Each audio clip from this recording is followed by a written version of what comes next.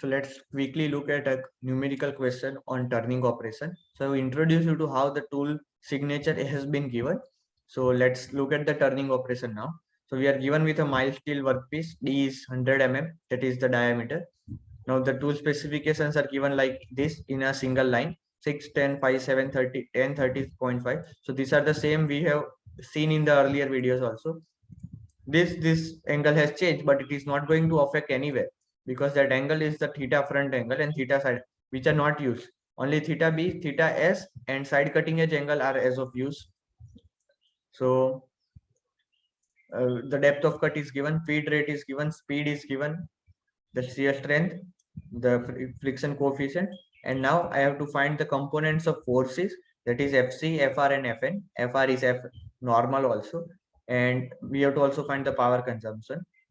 So we are given with mu. So using mu, I will find the lambda value. Alpha value will come from this. So how can I find the equivalent alpha is?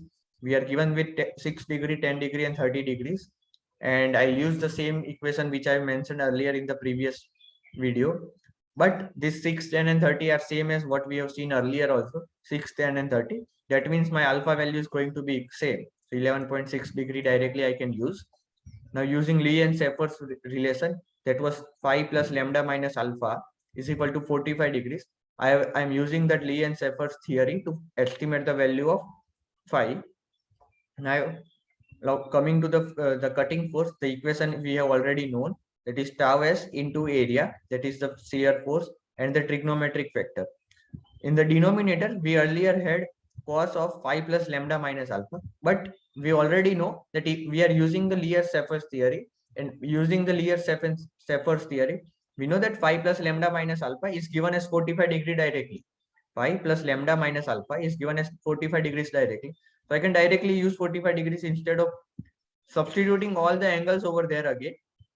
And then I'm eventually going to get as 45. So I can directly use 45 directly while I'm going to solve the numerical. So this is a trick.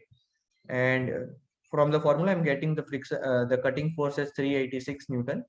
Now coming to the thrust force, how can I get the thrust force? Is taking the component of cutting force using the trigonometric merchant circle we have.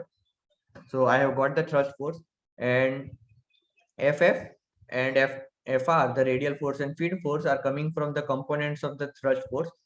The feed force is the component along the spindle direction, spindle axis direction, and the radial force is perpendicular to the surface which is machined. So we have directly got those values. And the FR, let's have some clarification. So this is in the depth of cut direction, or radially outwards from the center of the cylindrical workpiece, that is radially outwards from the spindle, so perpendicular to spindle. FC is vertically downwards, and FF is the feed force in the direction of feed which is given. So we'll stop over here, and in the next video we'll look at the drilling operation in detail. Thank you.